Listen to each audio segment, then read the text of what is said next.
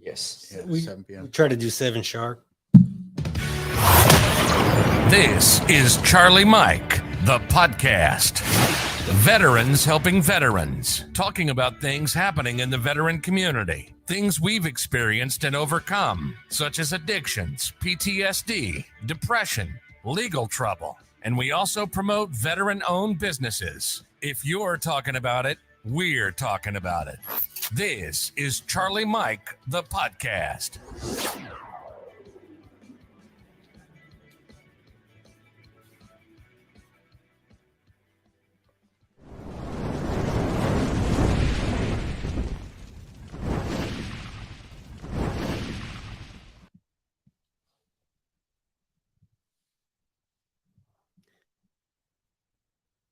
What's going on, everybody? Welcome back to another episode of Charlie Mike, the podcast.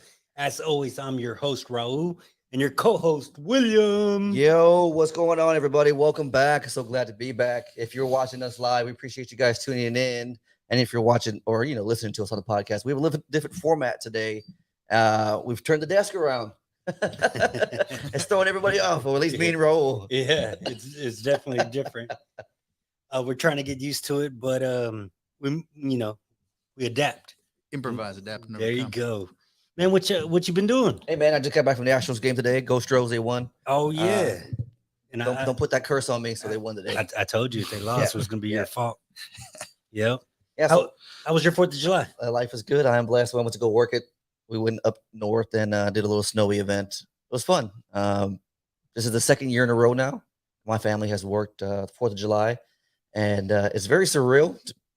Family traditions kind of come out that way. And it's definitely cool to have our kids there while we're working. And then when the fireworks go off, everybody just kind of stops coming up and we're able to enjoy the fireworks with our kids. So That's awesome, man. plus they get free snow cones, Yeah, that's definitely awesome. It was warm. Yeah. Yeah, it was warm this 4th of July. With that, man, Yeah, let's just get right into it. let's do it. I want to introduce you to our guests. Y'all notice that we have a couple of extra people in the room today. And without further ado, this is Dave Weaver. He's a Army veteran / Air Force veteran. So half of him is good. And he's actually the president of the Houston Chamber of Commerce, Houston Regional Chamber of Commerce. Houston Regional Veterans Chamber of Commerce. Houston Regional Veteran Chamber of Commerce. And he did some time in the Army as well as the Air Force. Yeah. And we got John Yes, sir. Cacules. John Cacules. Yeah, just making sure I said your name. That's how I right. know if I've met you before. Yeah. You can't pronounce it right. Yeah, we haven't met. Yeah. You're an Army veteran. Yes, sir. You put some time. How many years did you serve? I only did 5. You only did I 5. did 5. Get out of here. That's a lot. What time frame was that? I got in 98 and out in 2002. Oh man. Yeah. How weird. Yeah. Did they made you? No. No. I mean, like you didn't have no issues getting out. No. So the challenge was I had already dropped my packet. As an officer, you have to apply to get out. So I'd already dropped my packet to ETS, and Right. they said, nope, no problem, approved. And then September 11th happened. And so I called Branch and said, hey, you guys are going to be screaming for engineer officers here in your term. I'll stay in. And they said, nope, you're already approved to get out. We're just going to push that through. Whoa. And soon after I got out, they lost all the engineer officers. I'm like, Yeah, man. yeah. I tried. I bet I'm surprised they didn't try getting you back. Yeah, well, they did. About 2-3 years later, after I was married, they offered me a $10,000 signing bonus to get back in. I said, Yeah? no, you already had your shot. Thanks, I appreciate Man, it. I still to this day when I get mail and it says Department of the Army, I'm like, oh shit. Call me back. Report to no in advance. Yeah. Oh, You know what's so interesting is we've had a lot of NCOs on here, Uh-huh. and so being an officer, it's just different, It just is. For enlisted, it's more, you don't have as much time to say, hey, I'm going to get out. You don't have to give as much time or as much planning as you guys do. And I didn't really know that until recently when I've listened to other podcasts and folks would be like, yeah, as an officer, you have to put in at least a year Mhm. so that they know what you're going to do next. And you're like, I had no idea. Yeah. Did you know that, right? So it used to be that there was a branch manager, and this guy sat up in the Pentagon, and his job was to make sure that he was an 04 and he managed 03s. And there was an 05 who managed 04s. And he basically cherry picked your assignments for you based on your qualifications. And you sent him your packets. He looked at your resume, your military resume, and he assigned you and slotted you. And you basically, worked out drug deals. Hey, I'll do 2 years at this unit and then you got to move me overseas. Or yeah, I'll go do your unaccompanied Korea assignment if you then send me to Alaska after that, move you around. Nowadays, it's a lot different. As an officer, you have to basically, you get to pick your assignments and then you compete. And that gaining unit can then pull you forward into that new slot. And so you basically compete for a job like a civilian would. Right. That's how the new rank structure goes for the military and new assignments go. So there really isn't a branch manager. His job is to make sure all the paperwork gets filed, but he doesn't slot you anymore. You slot you. So what kind of lieutenant were you, man? Were you one of those guys? I'm gonna be honest. As a lieutenant, I come from a long history of military officers in my family. My dad's a retired colonel. My sisters are colonels, married to colonels, and so I've seen good officers. I've seen bad officers, and I had a young NCO. I say young NCO, but I had an NCO E7 Sergeant First Class Markel. That guy changed the trajectory of my life. Back when I was a brand new second lieutenant, still showing up to my very first duty assignment. This guy yanked me aside and gave me a what for, and quite literally threw me up against the side of a Quonset hut and said, "Listen, Lieutenant, you ever walk back in the room that mealy mouthed again, I will personally kick your ass." I'm like, okay, Sergeant. And so I walked in. I took charge of a room full of lieutenants who were all running around like a bag of cats, and I was like, "Wow!" And it turned out he was my platoon TAC. It was one captain, it was one senior NCO, and one brand new lieutenant training next year's lieutenants. There's a room full of cadets that we were training. And him and I had a lot of long conversations about how to be a good leader. So when I became a platoon leader, my claim to fame among the other NCOs was, listen, I'm going to ask you how to do something, and then I'm going to tell you how to do something. So when I get an operations order, understand that I don't get to pick that. That's been handed to me. So I'm going to come to you. I'm going to ask you how we do this thing. And I need everybody in the room to contribute. And then I'm going to make a decision. Now the decision's mine. And then I'm going to tell you how we're going to do it. So when I ask and you don't offer, don't complain when I tell you. Right. And so I like that. I'm serious. I got all my NCOs in the room, E5 and above, all the way up to platoon sergeant, said, "Hey, who in here thinks they know how to be a better engineer than me?" And every hand went up. I said, "Okay, we're in agreement." We're absolutely agreement. So when I ask you, "Hey, listen, this is the task and purpose. How do we get this done?" Give me your feedback. Let me know. And I tell you what, my NCOs respected that because they said, "Hey, sir, I've done it that way.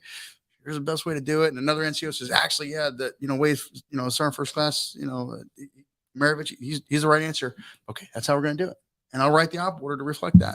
Yeah. I don't care. As long as the op gets done well, good to go. That's a good leader right there. Yeah, that carries over a long way too. It does. The mission has to happen. It has to happen. And honestly, I've never done the mission before, but everybody else in the room has. Right. Why am I reinventing the wheel? Let's not do that. So. Yeah, man, I've had a few funny lieutenants in my day, believe it or not. I can imagine. And yeah. Well, don't they know everything coming out of OTS or the academy or ROTC? Oh, I love the academy. We've had a few. We had a couple land while we were in Iraq already, like 8 months already in, man. Yeah. And they were like, "Hey, this is how you do it." Really? Yeah. Let's sit your ass down somewhere. Yeah, there's a bunker over there. Go hide in that. We got you. Hey, keep us all safe. Go hide in that bunker. Yeah. Well, so my nephew is actually nephew-in-law. He just married my niece. Oh, cool. He's going to Fort Benning to become an infantry lieutenant. Oh yeah. I think they call it BOLIC now. Right. Basic officer. And he's like, "Hey, what's a good tip to be a good leader?" I said, "Remember, never forget that you are not their first lieutenant. You're probably like the second, third, fifth. And so they've seen what you're about to try and do. And they've got some wisdom and experience that you don't carry. Lean on them and let them pour into you, and they will respect you for it." And he looked at me, he's like, "Oh, that's a good point." I said, "Yeah, you're not their first platoon leader. I mean, maybe for the E3s and E4s, maybe, but those E5s and E6s, man, they just know you're punching a ticket." And they're like, "Oh my God, here we go again." Yeah. All these great ideas coming. So Good idea. Yeah, exactly. Good idea, Ferry. Yeah, that's exactly it. It's funny. Well, I think one of my favorite times is I tell you, man, because we had a brand new lieutenant, and then in my platoon sergeant, This guy, he's stocky, bald headed, and he spoke with a lot of anger, and and the lieutenant had said something to him, and then he just like kind of like turned his back on him, and then he starts telling us, he goes like, this, don't be something like basically like don't be getting advice from this guy, this lieutenant, blah blah blah. He said his name. Then he was like, he's green, he's green as baby shit. And he was saying this stuff, and I was like, he's right there. He needs to hear that too. Yeah, I was like, he's right there. He's like, I know. I was like, all right. I was like, whatever works. Yeah, man.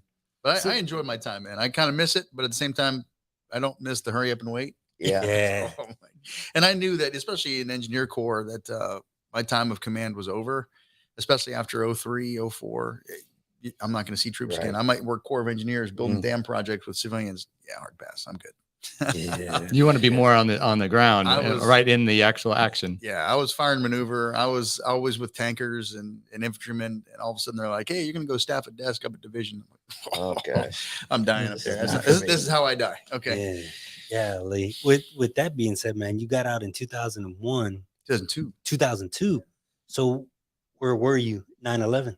9/11. Man, I tell you what, I remember I was sitting, I just got back from PT, chit shower and shave, was reset, headed back into the office. And believe it or not, there was an online shooter game called Land Warrior. And my roommate, Ben, he would get up there with some sniper position, and I'd take a crew serve weapon, and he would go taunt the kids. And I would, as they try and kill them, I'd clean them up. And someone on the chat room said, "Oh my God, did you guys see CNN or check the news?" And I was like, hold fast, hold the position. I'm going to go check. So I left the game, turned on CNN just in time to see the second plane hit. Oh God. And I was like, "Whoa, Ben," I said, "we're under attack. I got to go." I grabbed my BDU cap and rolled out the front door, and I made it on post. It took me, I lived a mile off the front gate. It took me an hour to get in. He left 15 minutes. He put his t-shirt on, his BDU top, and then ran out behind me. He was 15 minutes after me. Took him 4.5 hours Oh my Yeah. God. to get on post.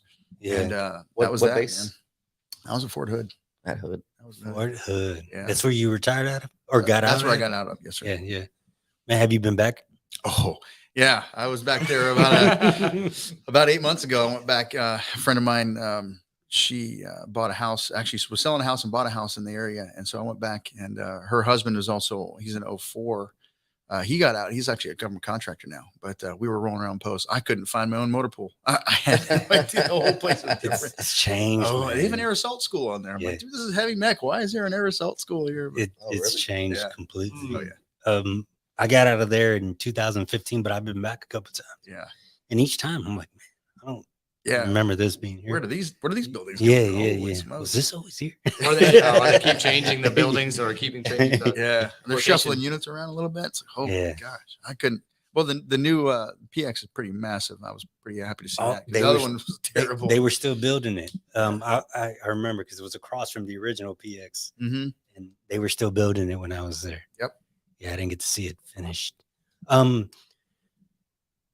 Did you do all your time at Fort Hood? Yes and no. I from Fort Hood, I got TDY to Bosnia. We did, I did, your obligatory 8-month tour over there. Mine was actually more like 10, but I did Bosnia, Herzegovina, and that was a good tour. I really learned a lot over there. I went over as a signal officer, ended up getting promoted to first lieutenant there. Took over as a night shift battle captain for the engineer brigade. So I basically wrote all the operations orders for the engineers in theater. Nice. It was a little bit bigger than I expected, but the 04 that I worked directly for, the battalion commander came up and said, "You proofread everything he writes, please." Yes, sir. So pretty soon it devolved into me just writing them up because I was like, "Oh my God, this is too much to fix. I just need to start over." Yeah. So a major, well, I'm not going to say his name, but the 04 that I worked for was happy to do it. He was kicked that off, and we never saw him in battalion. It was probably safer that way. So, but yeah. That's awesome. Yeah. The troops in command wouldn't know where to go. They wouldn't. No, it was, yeah. Some of the op orders that came out, it's like, that's not even the right unit. Okay. Would you mind if I just fix that real quick? So, yeah, it was bad. Yeah. I enjoyed my time. So you did 5 years. Did you get out for family? So here's the challenge. Yes and no. I didn't have a family at the time, but I wanted to have a family. And my sisters were well, my sister specifically, Jennifer Brown, she was an 04 at the time, married to an 04, and she was in Afghanistan. And she actually got yanked up to do another assignment by another three-star, pulled her laterally into another slot and extended her in theater about another 6 or 8 months. Oh, geez. Yeah, it was kind of a sudden thing. But my mother had to go cover down on the kids because her husband was waiting for an assignment also in theater, and they were going to, the military was going to rotate him out. Well, he couldn't miss his slot, so he left, and she was already in country. So my mother went and covered down on the kids for Oh, wow. a couple months. And so I asked my sisters, I said, what do you miss about what staying in so long as you did? She stayed in 21. I said, what were your regrets? She says, there are whole years of my kids' lives I know nothing about. Yeah. And Yeah. and I remember, my dad was getting out as I was growing up, so I didn't really have that. But my sisters knew him when he was. I mean, shoot, his first daughter was born while he was in Vietnam. Oh, And the shit. second daughter was born when he was in Korea, and he did 2 tours in Korea. Came back, had 3 children. So every time he rotated back, he'd start Right. over.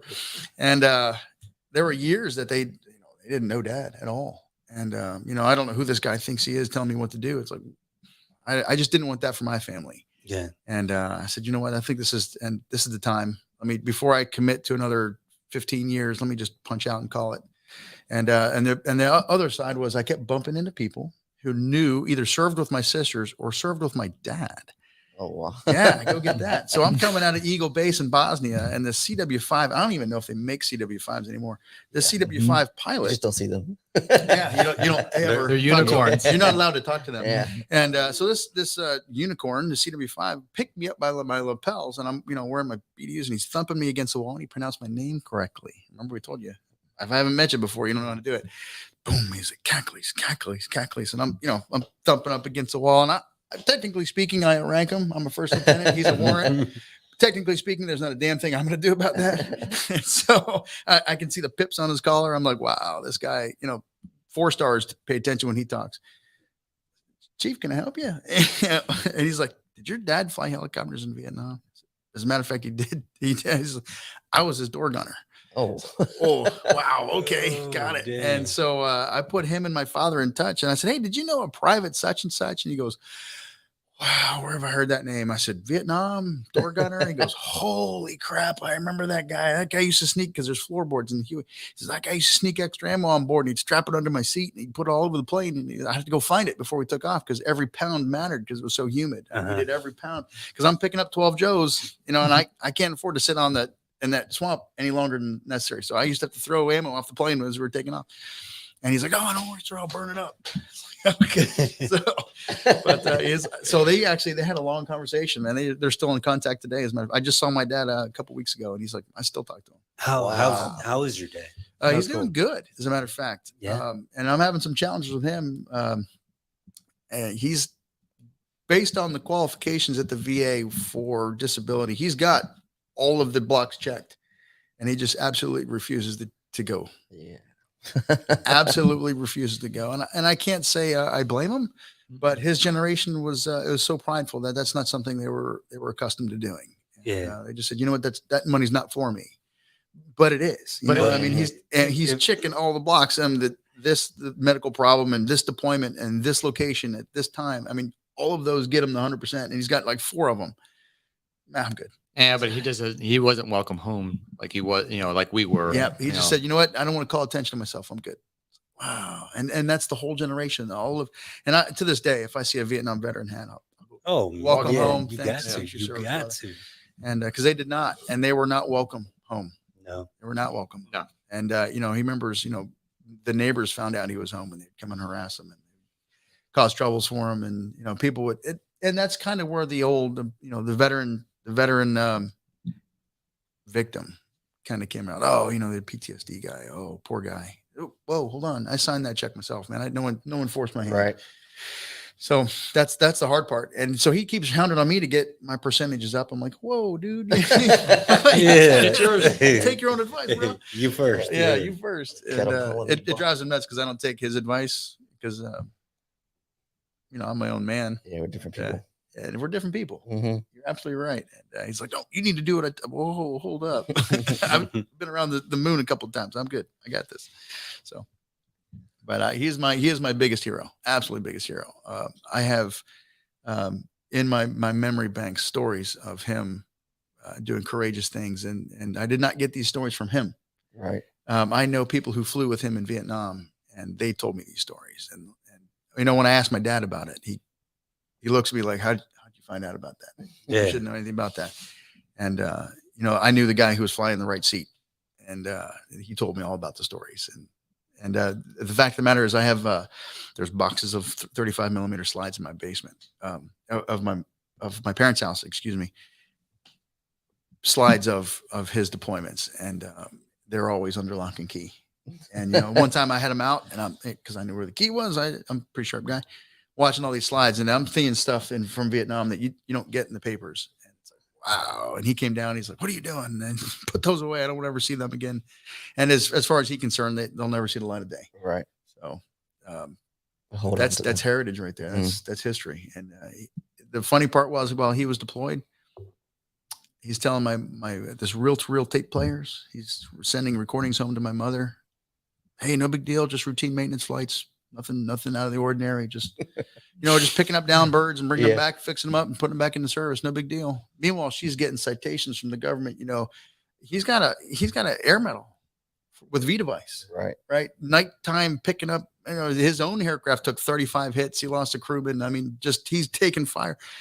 Meanwhile, routine maintenance flights. Meanwhile, she's sending back to Vietnam. "Hey, no big deal. Just be safe. Your daughter did this today, et cetera, et cetera." She didn't tell him that she's getting all of the citations. I He know. didn't tell her he's out there earning them. And so when he came back from Vietnam, my mother had all the citations laid out on the bed, and he's looking at him like, "I didn't think you knew." Yeah, so about that. You son of a bitch, what we did over there. So, but she was a good Army wife. She didn't want to do anything that would distract him from his mission. Yeah. And more power to her, man. That's She was as much a veteran as he was. Yeah. As much. That's crazy. Yeah, Well, they fight their own wars at home. he did. And you know what? One of those scariest times, she said, it was 10 o'clock at night. She got a knock on the door. And there's a chaplain standing at the door. She's like, "Oh my God, this is how it happens." Because that was relatively new. They didn't do that. That was relatively new. And so she answered the door, and she goes, "Hey, ma'am, I'm sorry to bother you, but I'm looking for this address." And it wasn't hers. It was a girl. It was another officer's wife down the street, and she's just like, "Oh my God." I don't know, man. That father would have got his ass whooped. Yeah, she was like, Doing "Oh all my God." life. It Oh got my a two-piece real quick. Yeah. But that's the way it was. And there was no GPS. You didn't just type in a coordinate, go. Yeah.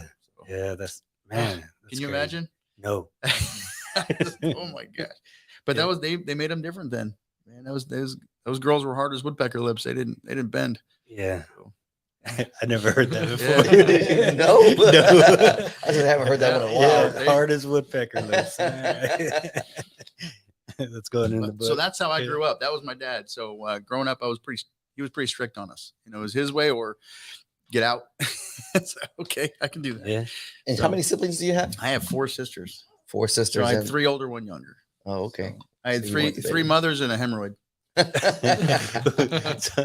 so wait, that's it? What's that? Just 4 sisters? I had just 4 sisters. And you? That's just me. Where do you fall in the age bracket? I had my oldest sister is she's like 62. Age. I forgot age. Yeah. So I think my oldest sister's in their 60s, and my Oh, youngest wow. sister, she's like 34, I think, 35. So my youngest oldest sister's 8 years ahead of me. So there was a big gap in there. Your youngest, oldest sister. Mhm. Okay. Yeah, she's Yeah, 8 years ahead of me, okay, and then they go up every 2 years from there. So My brain hurts, bro. Yeah, me too, man. I'm gonna. You didn't Start say I doing was some- Let me making get you my do math phone. there. Gotta calculate. What? So you were in the Air Force and in the Army, Dave. Yes. And were you an officer? I was. You were. Yeah. Mhm. I remembered we had a podcast, but it wasn't as intimate as we're speaking now. Yeah.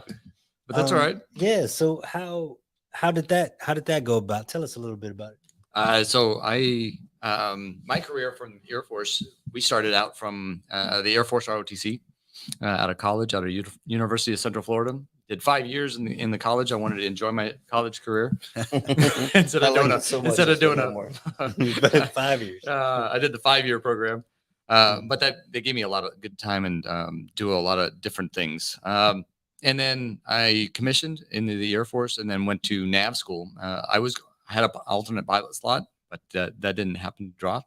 Yeah. So then I started.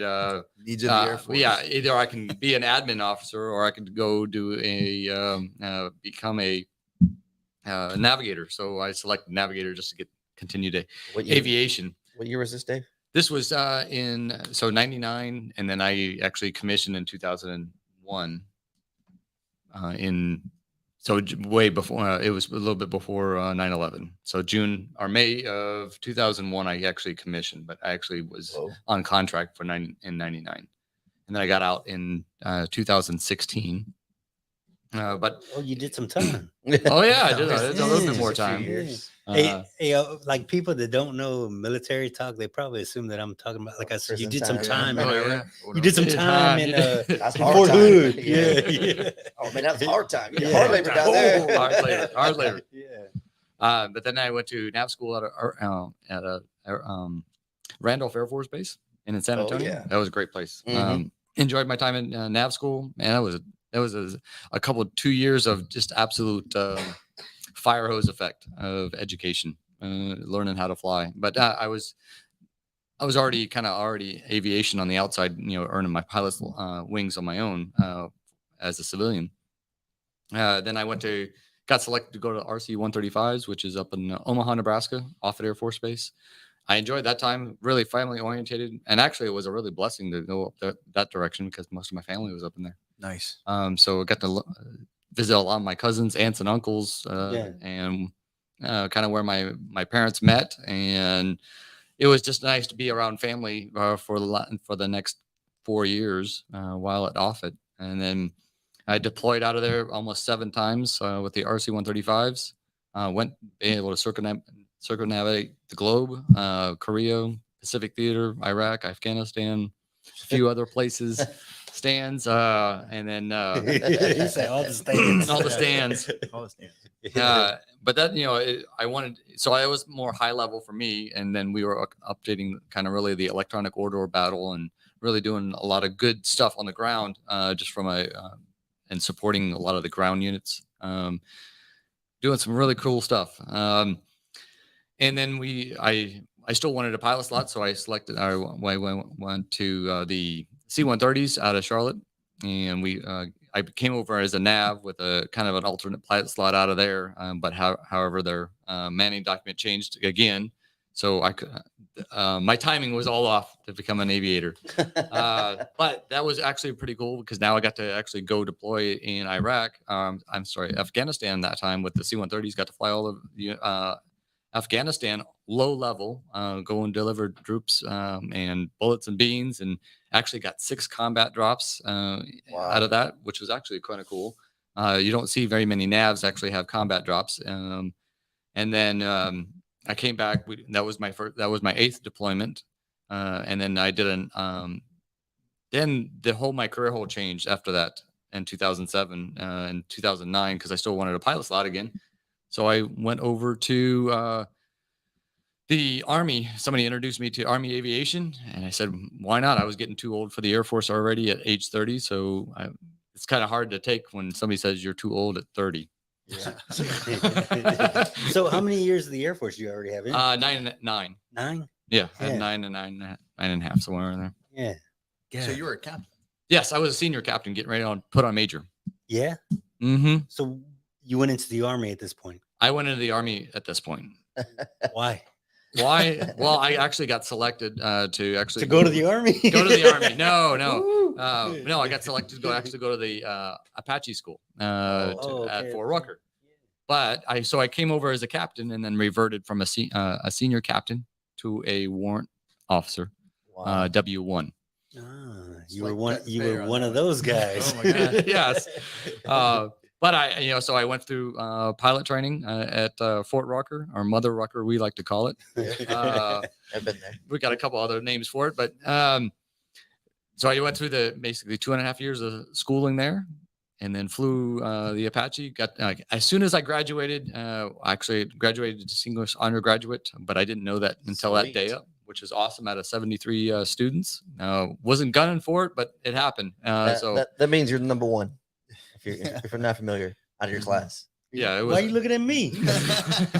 because it's clear you on a graduate, you're number one in the class. But it was an absolute awesome, amazing day. But to be able to take that kind of to that level of my military career, and then I deployed almost 30 days after that to Iraq. So now I get to see the other stand, or the other side of the Iran, Mhm. and now I'm flying low level with the Apache and using and engaging the platform, doing a lot of the convoy support and troop ticks and contact Yeah. out of Taji, Oh, Iraq. Yeah. So we flew all over Iraq and got to employ the Mhm. weapons, and then I said that was about another 11 months before I came home. My wife had to actually do all the moving back to Charlotte on her own. Oh wow! Remember what I said about military wives? Yeah. She fought her She's own a war. classic. Oh yeah. She fought her own war. While I was deployed, she actually had a whole water leak, and she had to fight a whole. I didn't even know that. She told me that it was a water leak, but she had to rip out all the floors, rip out of the ceilings. The whole basement was gone. She coordinated all of that. Wow. The same one you're The- married to. Yeah. Okay. Yeah. Yeah, she had her. I just wanted to I've be only been clear. a- Yeah. She's Uh, amazing. Oh yeah. So she coordinated the whole thing, and when I come home, the basement's done. I didn't even know there was a water leak. Wow. Yeah. Which was awesome. It makes more sense when you see her set up the veterans chamber tent because she's like, go, go, go, Got go, it go, all. and it's done. It's like, wow, that happened. Okay. Yeah. She's super coordinated that way. We're at an event and she goes, "Go do this." I was like, "Okay." Yeah. No, Yeah, it's best to just go do that. Yeah. So, And then so then I came home. We flew a little bit more at the base, and then I had kind of wrangled my neck a little bit through flight school and so I actually got out on a medical from the Oh, wow. Apaches, and so because now you took on the helmet, right, and then you have it's almost 18 pounds on your head, plus you have Oh, the yeah. NVGs and the 2-pound offset weight for the NVGs. So it was better for me and 2 herniated discs. So it would be better off of me to get out instead of kind of forcing my through. But they actually gave me my full 20 years. Wow. So I got to retire out of it. Very nice. that's awesome. That's So good, it was not the way I wanted to get out into my military career, but that's the way it kind of happened. And then I transferred over to I retired here in Houston. You did your time. Mhm. That's you definitely did. Yeah, you Yeah, I got we 9 definitely got to deployments. circle back to that maybe when the camera's off. I want to hear more about the story. yeah. He's You got know, some good stories. I've, though, ne- I'll I've tell you. never heard, we've never really got into the personal side of either one of your Mhm. stories. And I've known you guys for, I don't know, 8 or 9 months now, At maybe least. maybe a Yeah, year, or maybe coming a up on year. And it's very interesting because we always talk about business, and that's what I love. Really, it's even with Raul when we met, it's always where are you meeting you there, and we don't really care about the veteran part, just that you are a veteran. Yeah. Once you check that blog, everything else doesn't matter. You know what the funny thing is? We Yeah. found Mhm. out more about each other live on the podcast than we have talked. Yeah. I'd make a comment. He's me too. I'm like, what? Yeah, yeah. We both were third ID, and I was like, Yeah. wow, that's crazy. And we found that out on the air. On air. People probably think we're messing around, but we don't. We're like, it was like, oh, what Live and time? unscripted. This is great. Yeah. I was there too. Yeah, that's man. Like learning about y'all, like William was saying, about your. We talked before, and I don't know why, but I guess I'm paying attention. No, it's Dave has a mission. Huh? Dave has a solid mission. Yeah. I talk about the career a little bit when people are asking, right? So it's more or less, hey, you're a veteran, I'm a veteran. Let's just drive on. How can I help you? How can I connect you with resources? I like not to make it about me at all. I like to make it about the person that I'm engaging with. And honestly, once we tick the bell as you're a veteran, what that means is that you've crossed certain gates and hurdles, and now I know we speak similar language. Right. And so That's it. That's as far as I need to know. And now the challenge is, what's your current challenge? What can I overcome and help you achieve?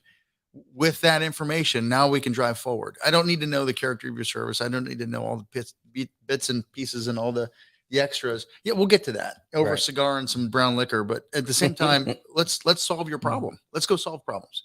Mhm. And that's really what it comes down to. Because honestly, that's what we were trained to do, right? We didn't go into business in the military to complain about stuff. We were like, Yeah. man, we had a task and purpose, and Right. you don't get to pick. At that Well, point. yeah, it's like almost like a debrief, right? Yeah. You do a debrief, but a lot more goes into the planning, right? Yeah. So what's planning? Let's plan what's next or what's Right. now. It's kind of, I like to look at it from a rear mirror standpoint. Your rear mirror is smaller than your windshield. Mhm. So look at your windshield because that's where you're headed. Right. If Absolutely. you spend too much time in the rear mirror, you're going to miss a whole lot, and there's a lot more coming at you than there is behind you. You're probably going to get wrecked. Yeah, you know, Yeah. the stuff behind you is not going to really hurt you anymore. So now, look at what's coming at you, and solve that problem. Absolutely. Yeah, it's the enemy. Yeah, that's coming. So what's in front of you, John? Tell us what you're doing now. Wait, before you do that, Okay, yes, sir. let's Christy says always on a mission. Let's be sure to tell her happy birthday. Yeah, happy birthday. Yes, happy Yeah. birthday, Christy. Thank you. She turned 38 again. 38 again. Yeah, again. I turned 21 too. Yeah.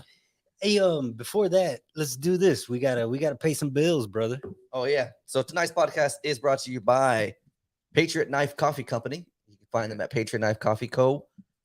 or patriotknifecoffee.us. Mr. Tree McLean is doing some great things out there. Make sure when you go and you visit, you use the promo code Charlie Mike to let them know that we sent you there.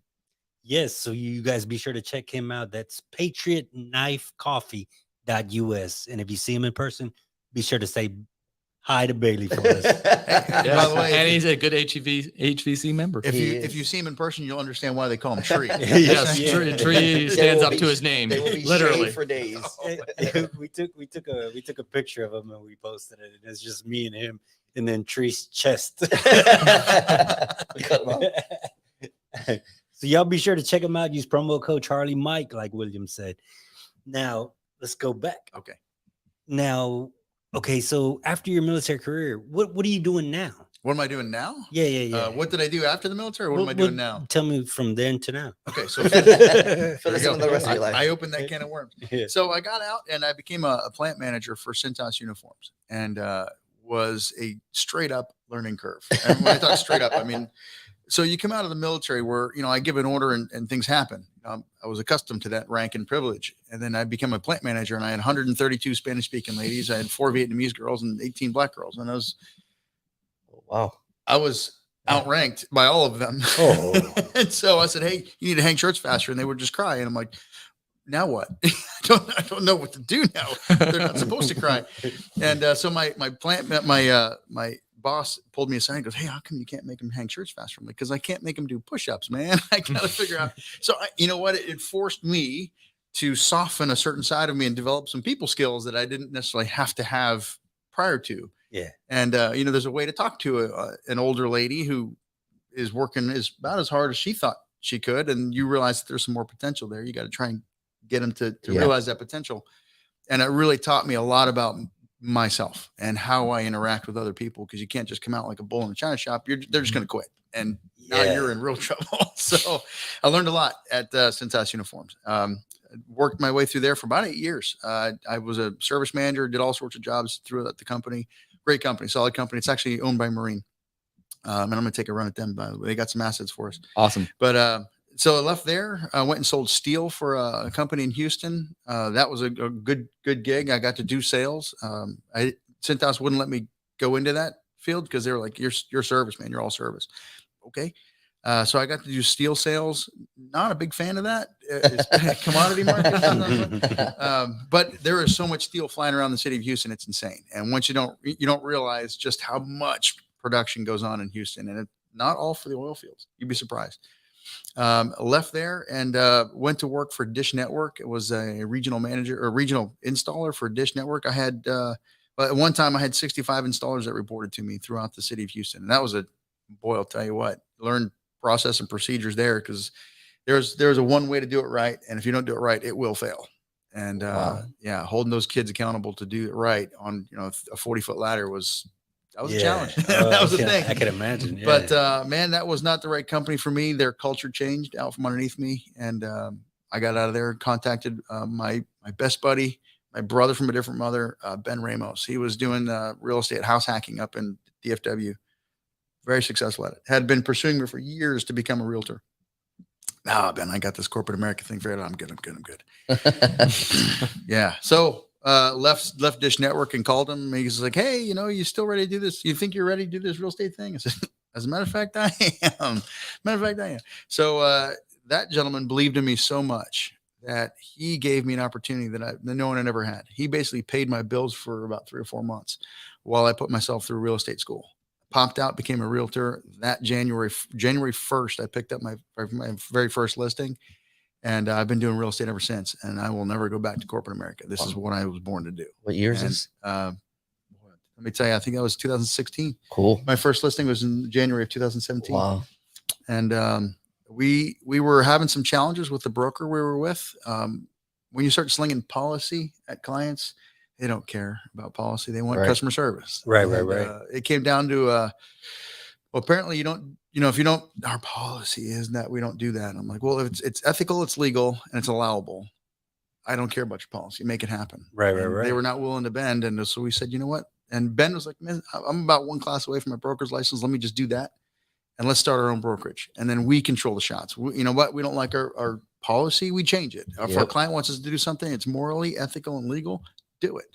And so our entire brokerage is built around what's the customer asking? Is it moral? Is it ethical? Is it legal?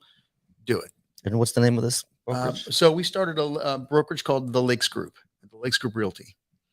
Right. And man, I'll tell you what, I love being in business with this guy. And he is very much the opposite of me. Mhm. I'm very gregarious. I'll talk to anybody about anything, anywhere. I don't care who you are. Mhm. He will not.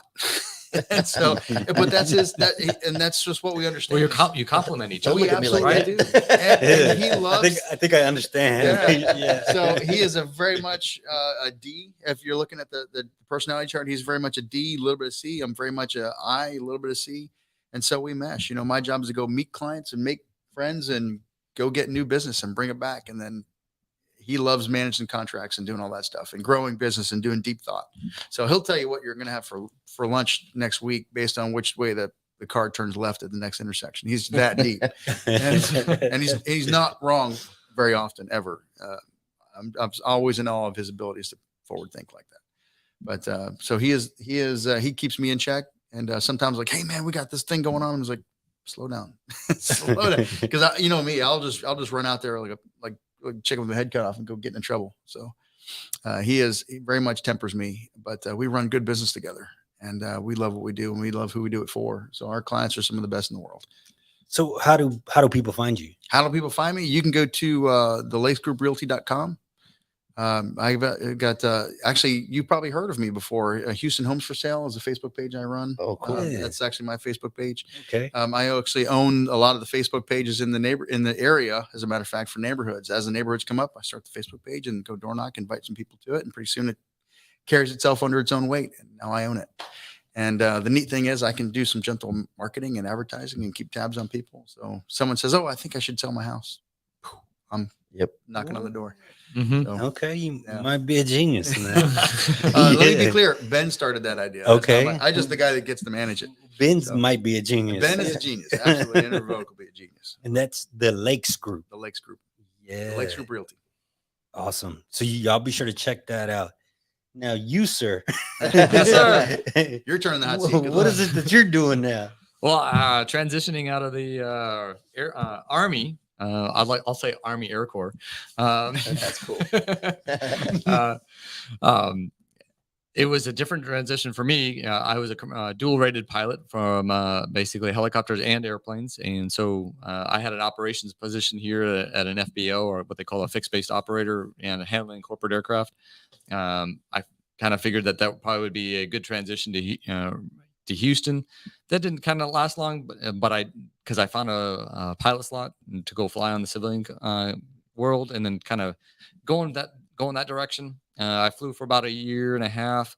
Then my my dad got kind of some medical issues with stage 4 lung cancer, and I'm like, okay, well, I got to change my career to kind of help him a little bit and be home because I know that there's going to be a lot of family changes. And so one of the best things that I could say for my family is what can I do long term to help my mom and my sister. I have one sibling sister. She's 5 years younger.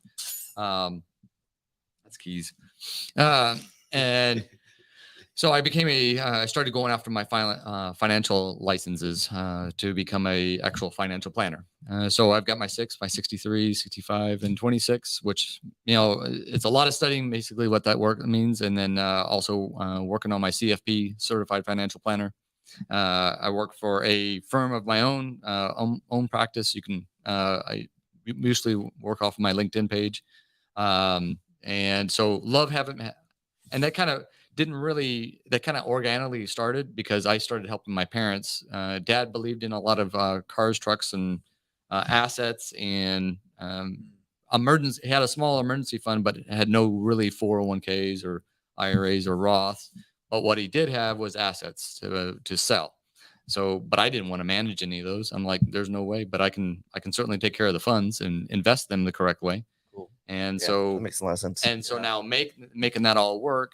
Now mom's really living off of her interest and not touching the principal, and she doesn't have to worry about managing all these, homes, trucks, and rentals and commercial properties all over. So that liquidated, and I started helping out a couple neighbors, and man, I started really enjoying it and like making a difference and an impact on a family's life to change out their trajectory. By setting up the right accounts, the right thought processes, long term, not short term, how to save money, how to do all the other financial things, but then take them to the next level. Where do you want to go? What do you want that money to do? So I've been doing that for about 6 years now. Absolutely love it. And now we run the Houston. I still do the financial practice because that's my own kind of veteran-owned business, I guess. So how would people find you in that? Find me on LinkedIn, Dave Weaver. Dave Weaver. Or financial GPS, actually. What I think is great and fantastic about all this is just how you two guys have a business in like the most successful ways to grow wealth, right? There's many ways to accumulate wealth out there, okay? And I think it's very important that we show you two, because you'll have a real estate, and I'm sure you have more than just what you do with selling homes, but real estate, homes, and then long-term financial planning are just the best ways and most interested for me personally on how to gain that wealth and keep that wealth for generations to change. Well, you're not wrong. There's a lot of people that have liquidated assets for them. I mean, we sell a $500,000 home and they're like, well, geez, now do I do this? I'm like, you need to call my friend Dave Weaver. Yeah. Before you go piss all this money away, let's go protect some of it.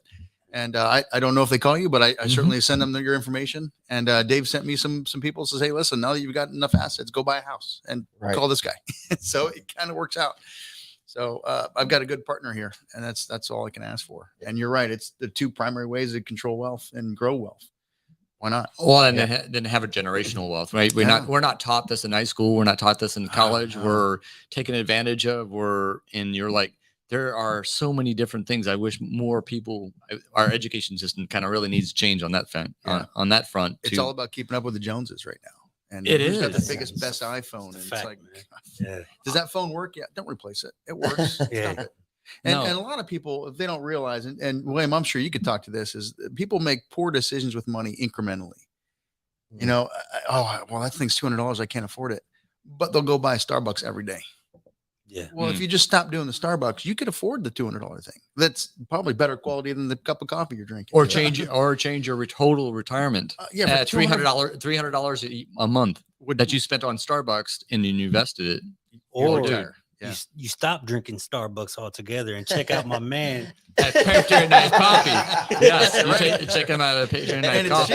It's cheaper. There you go. You're absolutely right. And we talk about, we've talked about mindset a lot. Oh yeah. And when Absolutely. it comes to financial, it's just a few little habits that get you in trouble. And it can be, it could be the drinking, or it could be the coffee, or it could just be the overspending and not paying attention, and your daily habits. And so if you are interested, these two are prime examples of where you can. And I want to make sure we highlight that there are a lot of folks out there that want to see you successful, and the Veterans Chamber is definitely a place to do that. Oh, absolutely. We'll help you learn good thought process. Now let's change this. Okay, so Sure. the Veterans Chamber. Veterans Chamber. How, when, why? The why is most important. I And think. how did y'all meet? Oh, Let's start there. Wow. how much more time do we have? We got plenty of time. I think Okay. we connected. Well, his wife Amy is actually probably the connector of all of it, because we met through a networking group probably 4 years ago, At least. something like that. And we just started connecting, but it was just building that rapport, building that relationship over a couple of years. And Amy is kind of that connector. She actually introduced us to Christy. She's introduced us to Trisha, Stetzels. the Stetzels. Yeah. What? So there a lot comes from Amy in putting us together, and everything just kind of started clicking. And then found out he likes brown liquor. I like brown liquor. He likes cigars. I like cigars. It kinda works. It kinda works. It started really rolling after that. And then so Amy's kind of, and the why for the chamber really kind of came off me attending a couple other veterans groups that were a national group, and kind of hearing some messages. And I'm like, man, there's a lack of veteran business entrepreneurial support or owner support here in the Houston region. And it's almost US wide, but I wanted to say, okay, well, what might that look like, and how can we change the trajectory of that? And that kind of started in November of 2020. And then I started doing a bunch of interviews of some of the leaders that I kind of have built relationships and respect. And I said, what do you like about associations? What kind of association would it be? How can we do this? What's out there already?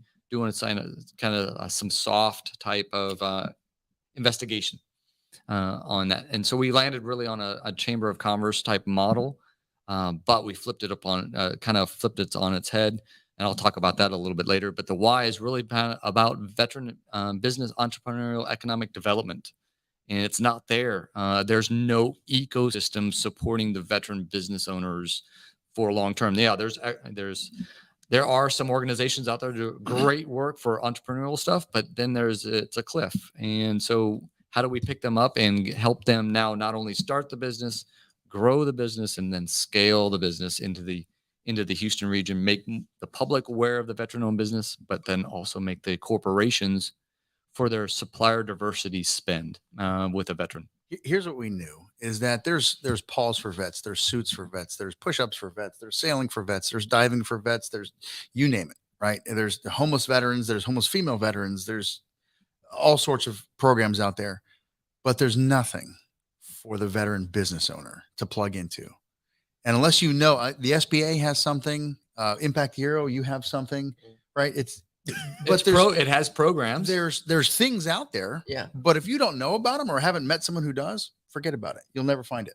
Or you You'll don't plug into something like a central hub of like ecosystem to where, okay, you finished the program. What's next? What's that next challenge? Or how do I grow to the next piece?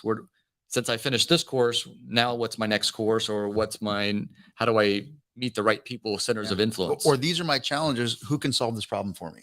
Right. And especially as veterans, guys, we are absolutely horrid at asking for help. Yeah. And I was just up at 3 Corps up in Washington State, and actually I-Corps, excuse me, up in Washington State. And I was talking with a lot of 06 and above level leaders, and I was telling them about the Veterans Chamber of Commerce in Houston, and they're like, "Oh no, we got all sorts of programs." I'm like, "Really? Name one that's designed for a business owner to plug into, where he can go get help and say, you know what? How do I hire somebody? Because I've never done that. Because guess what? As an NCO, you're handed a troop and say, hey, keep him alive. Mm-hmm. And when he's dead, guess what? You don't have to fire him. It's done for you, right? So how does the entrepreneur veteran hire somebody? They've never done it. How do they fire somebody without getting sued? I don't know. They've never done it. How do they write a capability statement? How do they Yeah. write a business plan? How do they balance a business checkbook? Well, they probably have never done it. Or hey, I've got a super successful business. How do I now franchise it? Yeah. Mm. You know, it's a total different mindset. Yeah. These are problems that we try and bring assets in to solve for these guys. And the challenge is they're probably not going to ask for it. But you know what? I'm going to get them on that boat. I'm going to get them in this class. I'm going to go have a cigar and some brown liquor, and we're going to talk about life, liberty, and the pursuit of happiness. And then through that conversation, we're going to get to know each other. And I'm going to find out what his struggles are and say, you know what? You need to call this friend of mine, and we're going to solve that problem. And he didn't ask for help. He's not begging. He's not broken. He's just getting the help he needs. And that solves problems. That's easy. That's Yeah. easy. And we that's mission accomplishment. That's what it's all about. Right. So, and right now the entire Veterans Chamber is free. We're a nonprofit. We don't even take a salary. We do this as a volunteer because it's the mission is that big and that important. And that being said, that's amazing just in its own. Mhm. Not to, I mean, y'all put in some time. This guy does yeoman's work. I bet he does 40 hours a week just on chamber stuff, let alone whatever he does on his own time. I mean, Yeah. I've gotten calls from him at 10 o'clock at night. Matter of fact, I'll be having a conversation with my wife and the phone will ring. And it's one of two people. It's either my business partner, Ben, or Dave. And so my phone will ring and I'll look at it and I'll go, and she'll go, okay, go ahead and answer it. She knows I got to answer it. So, yeah. That's awesome, man. So where would someone start who's looking to start a business as a veteran? As a veteran, I'm coming. Where should I start? So you have a concept. Right. Okay, that's easy. You come to the Veterans Chamber and then you let us know what your mode of operation is, how you want to do it, and we'll plug you into the right people. There's a lot of incubators out there. Some are better than others. Some are better at other things than others. And we'll find the one that's right for you. And honestly, most of them are free. So we'll get you plugged in. Well, and then there's also college courses. There yeah. is some other nonprofits out there. There's, from SCORE to ECSH to all HEC entrepreneurial program. San There Jack are has some. San Jack. There is a ton of resources out there to start your own business. You just got to know where to start. And then, obviously there are some veterans out there that don't even know that there is for the state filing fees for Texas. Texas actually waived those fees for the next 5 years and waived the franchise tax for 5 years to start your own company. So getting that started and then then the next steps, right? The veterans designations. Then I think most of where the big challenges come for a business is it's the idea, but then it's the starting the admin stuff. Because we don't go into business, you don't start a nonprofit to do the admin, the marketing, the social media posts, and all the other stuff, and accounting, and that's where the challenge for a business owner is. You try to wear too many hats. It's a pain in the ass. Yeah, absolutely. It'll eat you alive if you're not man. careful. And so burn you out fast. So if you are part of an ecosystem, hey, how do who's a good accountant? Well, here's a veteran accountant. Here is a veteran marketing guy. Here's a veteran that can build your website or do your veteran, SEO, or, hey, you need some promotional material. Here's a veteran that does promotional materials. So, connecting with those type of dots in the services. And now, if you're hiring a veteran from another veteran, well, probably know he has your back. He's got your six. Right, Because we got that, we talk that same common language. We can get along differently. So, and that's part of the Chambers model is really connecting the dots and finding opportunities for them. Now, how do we help them grow personally because an entrepreneurial person is very different than an owner. Entrepreneurial likes the chaos because they're growing something new, they're exciting, but they're probably have an exit plan, within the next 3 to 5 years. And they're going to sell the company. An owner thinks differently because now they've got to institutionalize that organization, that company. What am I going to do with it? What's my legacy? Am I going to sell it in 20 years, 25 years? Am I going to leave it to the kids? Am I going to sell it? Or what does that look like and that's different for every owner. And so now how do you become bankable? How do you become corporate ready if you're going to do B2B type or business to business type activities? Am I selling to consumers? Who is buying my product? Is it coffee shops if I'm a roaster, or am I the actual coffee bean guy that's actually doing the roasting and selling it to the actual consumers that's stopping by and for a cup of coffee. Right. Understanding the consumer market, and plugging those owners now need different resources. They need to plug into guys that think differently than another type of building organizations. You're not just building something to sell to consumers. You're building something now at corporate ready. So part of that corporation or corporate ready is now getting your designations, your certifications, plugging into the hub. And veterans fit the hub model, especially if they have a service disabled connectivity or they women owned, they fit the hub model. Mhm. So get your hub certifications. So tell us And what there are the hub means. historically underutilized businesses. Yeah. And so, man, I tell you what, there are millions, if not billions of dollars out there. So last week we were at the Houston Supplier Diversity Council, and that room was packed. And they brought in all sorts of government agencies, lined them up on there, and it was probably 30 of them. Yeah, there's There- probably 30 state agencies. There was at least $300 billion worth of contracts. They're looking to hand out. They need diversity profiles in their suppliers.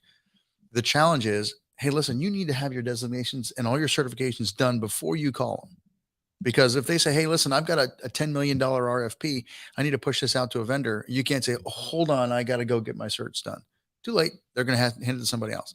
And every one of them said they are under percentage. They have a certain percentage they have to hit. Every one of them said, you know what, we Their can't hit our goals. percentage. Yeah, their they're goals. ex goals. They Their can't. goals. Yeah, Yeah. you have to. They can't hit their goals because they don't have enough qualified, diverse vendors. We can solve that problem.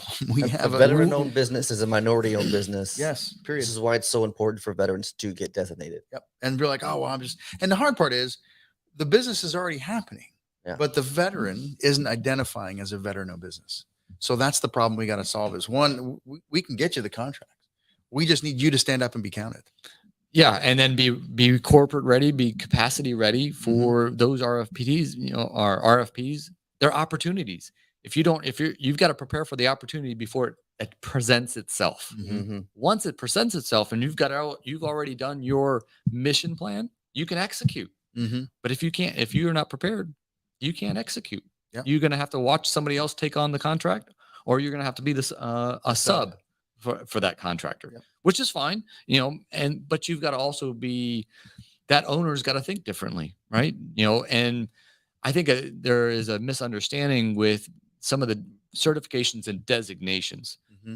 You do not have, just because these designations are for mostly the government contracts, but you don't have to go after government contracts just to get the certification. The corporations are looking for the certifications, and then utilize that designation and certification as a marketing tool. Put it on your website, put it on your card, put it on your social media that you are a veteran. Be proud of your service. And I think that's, we're not self-identifying like, John was saying, that we're veteran owned. Put it out there. There are people out there, every tent that we've been at, that we've, sponsored a hole at or did an expo at, we ask people, do you support veteran owned businesses? Absolutely. But we have a hard time finding them. Yep. Where do we find them?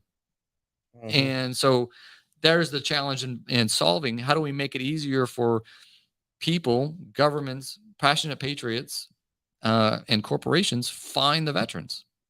Okay, let's solve that. What does that look like? Well, we've kind of started solving those type of problems, and then also getting in and plugging into the bigger resources to get access to these contracts and corporations and procurement officers that want to hire more veterans. They do want to do more business with veterans. We just got to plug them in.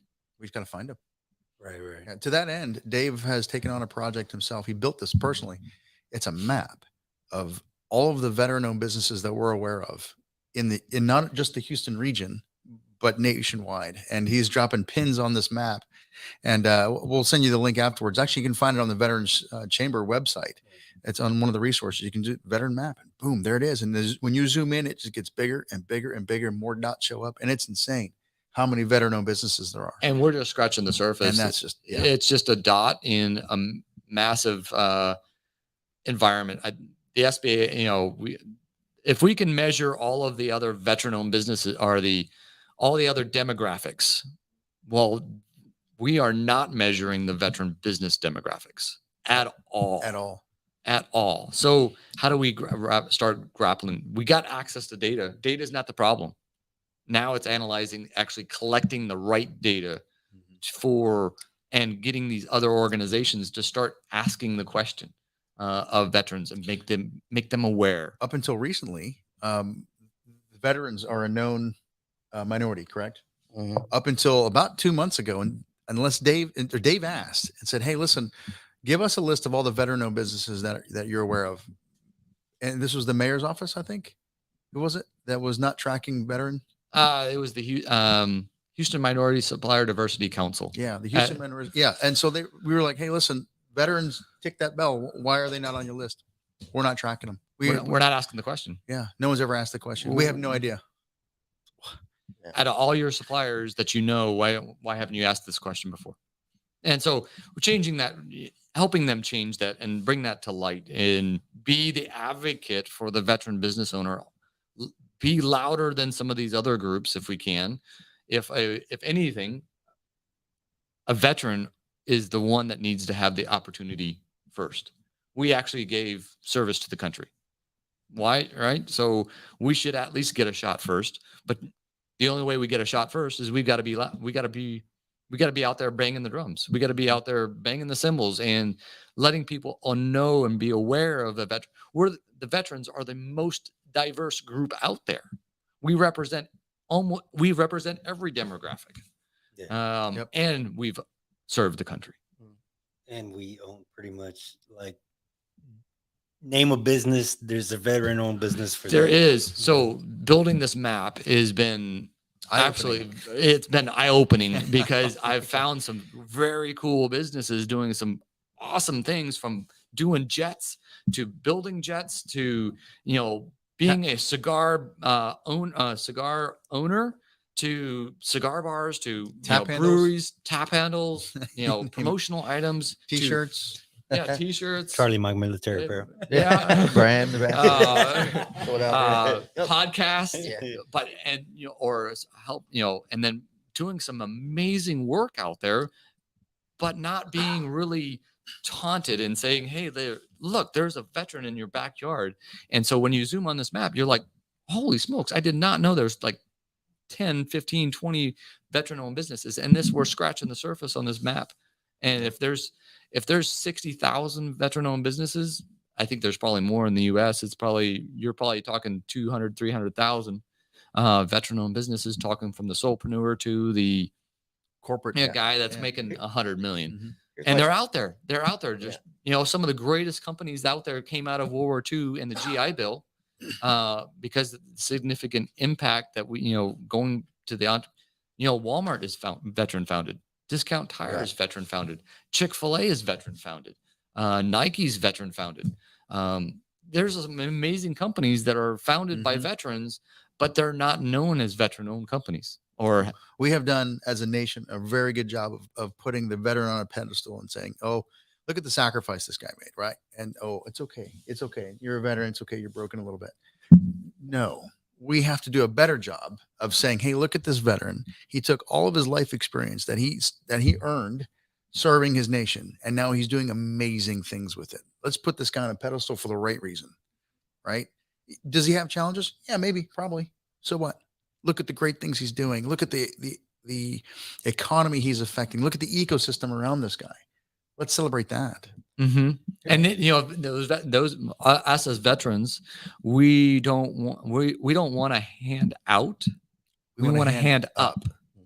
And so, having these access to these resources, and you're like, this is amazing. Let's celebrate the successes of the veterans. We're not all broken. We've got a lot of great things that we can do. We just need to be a little bit more banded together and let people know that we are veteran owned and not just Not a group of victims. not a group of victims. Mhm. And if you're supporting a veteran business owner, right? I've got 4 big keys for a veteran. You're supporting a veteran, you're supporting a local veteran probably, and you're supporting a veteran that's probably hiring veterans because they understand how to hire and fire, work with the veteran, because they understand they can talk that same language. They've seen war, they've seen basic training, they've seen the yellow footprints. And then you're probably that veteran that's being a successful business owner just by his service alone. He's probably more likely to give back to the community. Oh, always. So now you got 4 great T's. Your money actually goes farther supporting a veteran-owned business because of those 4 basic points. Here's what I've picked up. And one thing that I've changed lately is everyone asks, hey, how do we support veterans more? Mhm. Support a veteran-owned business, right? And if you're looking for a veteran-owned business to support, you can find their map on what's the website? HoustonVeteransChamber.com. Thank you. HOUveterans.com. We'll put the link in the show notes. Yep, definitely. And so that map really is exactly what they're talking about. It's astonishing. So folks always ask, how do I support veterans more? Support a veteran-owned business, because a small business still makes this country run. We've seen it so much this past couple of years through COVID, when the small businesses had to shut down. What happened to our economy? And small businesses still make this country run. So if you're looking to support, and on the other side, if you're a veteran and you do not have a business yet, but you have interest, take the leap, like Craig says. Take the leap, okay? Because you have so many skills that you've learned throughout the military that are going to make you successful. And one of the biggest things that I've been talking about lately is discipline. I've lost some of it because I put on some weight, but it's I have no idea what you're talking about. but we all know that we have that discipline to go back to. That I talk about financials. We talk about eating beans and rice and beans when I have to. I'm going to do everything I can to make sure my kids have food on their table. Mission accomplishment. And to hit that last point about veterans, we're going to give back. It's just who it's in we our are. it's in our nature. It's all built in. It's on our model. Services And are. when we is our find thing. that person, Service when we find you not doing that, we freaking don't like you. Service But it's before true. self. Yeah, always. Always. And then, you mentioned the veteran business map, but then there's also the veteran business directory for the veteran business owners that are members actually of the chamber. So it's totally searchable. With the map alone, I mess with it and play with it, and we're on there. Hey. Oh, absolutely. Should be. Heck yeah, you are. Yeah. But So- more importantly, you were talking about meeting the veteran business owners where they're at and supporting them. We have this September 30th, we have the first ever Houston Regional Veterans Business Expo. It's sponsored in part with the mayor's office, and it's going to be at the HEC West campus. It's going to be an amazing event. Over 150 plus The exhibitors. exhibitors at this the show. It's going to be amazing. It's going to be absolutely amazing. And every business in that building is going to be veteran owned. What can people expect? They're going to see B2C, they're going to see B2B and B2G. And there's going to be veteran owned food trucks out front. You can solicit.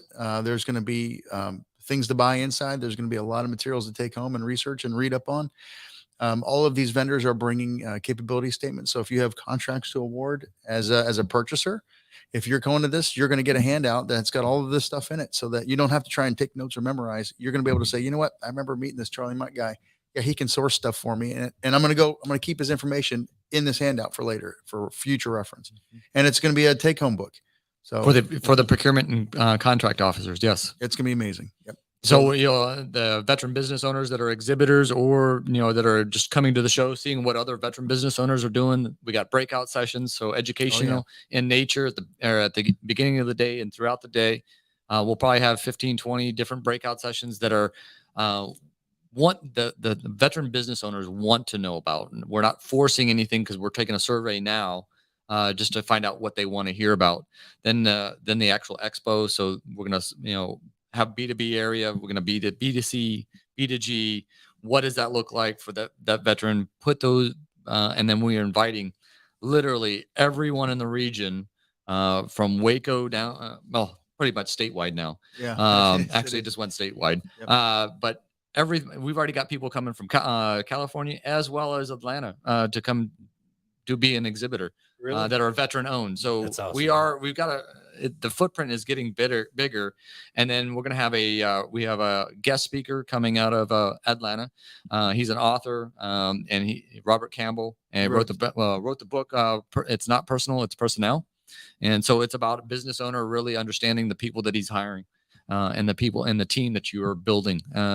So he's going to be our keynote speaker at our expo reception. And so we're inviting all the public to come out, procurement officers to come shop and support a veteran-owned business. Find out what they're doing, some of the amazing work that they're actually doing. It's great. It's going to be awesome. It's awesome. That's amazing. So what is the date It's September 30th. and how do people find it? Go to veteranschamber.com and go to that website and go to events and the future events. And then that's coming up. You'll see it in there. Click on there. And if you're a chamber member, it's actually half price to get in. So it's going to be, which is, it's still staggeringly cheap, but staggering cheap. as a member, it's even cheaper. Yep. So, And then you can also Houston Veterans Business Expo or veteransbusinessexpo.com. And so that's how they can find it. And that's supported through the mayor's office. The second one that we've got going on for this year is also the Wings Over Houston for the Oh first my time ever to actually have a large tent and a veteran business marketplace at Wings Over Houston for October 29th and 30th of October. So in this change, and you can find that information on the chamber's site too, but that's putting the veteran business owner in front of 100,000 people in 2 days. That's insane. Yeah. Now we're moving the veteran economy, right? We're building awareness of not only to the public, but the procurement officers. We're moving the economy. We're going to try to start measuring what that GDP impact is for the Houston region for sure, of the veteran business owner, because nobody's counting that, and nobody's bringing that to attention, especially if we are the second largest veteran population in the country. Yep. We're the second largest veteran population. We are the fourth largest city, getting ready to go to the third. we have 300,000 veterans coming here a year. Where are they going? What are they doing? Yeah, we got 90,000 veterans. 90,000. We got 300,000 in the Houston region, 11 counties. But if you look at our footprint as the Veterans Chamber from almost Waco to Louisiana border down to the Corpus Christi, you're probably talking 1 million of veterans at least, that kind of live in that area. And so that building that veteran economy and been measuring it over several years, I think will come out with some huge numbers on how we as veterans are actually impacting the economy Houston-wide, Houston region, and be able to say, okay, here's some solid numbers on what veterans are doing and how we actually are an undertone of the actual entire economy. And so we're creating opportunities for our veterans to be able to do business with veterans with other passionate patriots or businesses, and then corporations that want to have a better and bigger supplier diversity model. We're trying to create where none existed, a veteran business ecosystem. Mm-hmm. And that's the bottom line up front, where veterans can go get help, where they can go get contracts, where they can go get anything they need. And I love it when a veteran says, oh, well, I'll sign up, but what do you guys, what kind of services do you provide? Good question. What do you need? Yeah. Well, no. Yeah. What do you do? Yeah, that's my question. What do you need? I'll figure it out. Mission accomplished, man. Mission first, people always. I'll figure it out. What do you need help with? And, and the other nothing. thing too Okay, is well, the chamber has also extended a lot of this to the nonprofits in the region as well. Oh yeah, absolutely. And so the reason why they say that they know so many programs that are out there is because the nonprofits are also linked in to the chamber. Mm-hmm. So if you're looking for a class, or you're looking, like, because I signed up for a few SCORE classes, right? Yeah. Good. And they're they're just to kind of get your feet wet. Like, hey, you know what? Mm-hmm. Here's a little bit of information. Now you have to go put the. We're not going to do your push-ups for you. Exactly. We're not going to go make your sale for you. We're going to train you, get you the resources. But you, at the end of the day, you're a veteran business owner. You still got to do your own push-ups. You've got to do your own sales. You still got to, I can introduce you to a center of influence and a contract. Yep. But I can't write that contract for you. You still got to do your heavy lifting. I'm not going to fill out your cert paperwork. You're going to have to do it for you. I'll get you the resources. I'll plug you in. Hey, what do you need next? Here, this is where you go. But you still, at the end of the day, you're the one raking home the harvest. So you got to plant the right seeds. Yep. And the other part is you are the product of people you hang around. Oh, right? absolutely. And I've been around this group for a while, and it's pushed me out of my comfort zone, definitely. And they've also supported me in some of the things that I've wanted to do. And it's the community. It is the people you're Ecosystem around. Yeah. your ecosystem. That's officer absolutely talk true. over there. But it's true. He's hitting the nail on his head. It is Yeah. the ecosystem. It's being around people that are doing great things, that are business minded, that are saying, "Hey, I want to have a relax, have some brown liquor, smoke a cigar with you." I want to But see you win. I want to talk about business too. I I wanna want to see see how you you're win. winning. I want Yeah. to see you win. I want to make you. I I want wanna to see do you everything win. in my I- power to make you win. That I get nothing. I get more pleasure out of seeing somebody winning than at a contract or a business deal, or hey, I introduced these two, now they're off and running.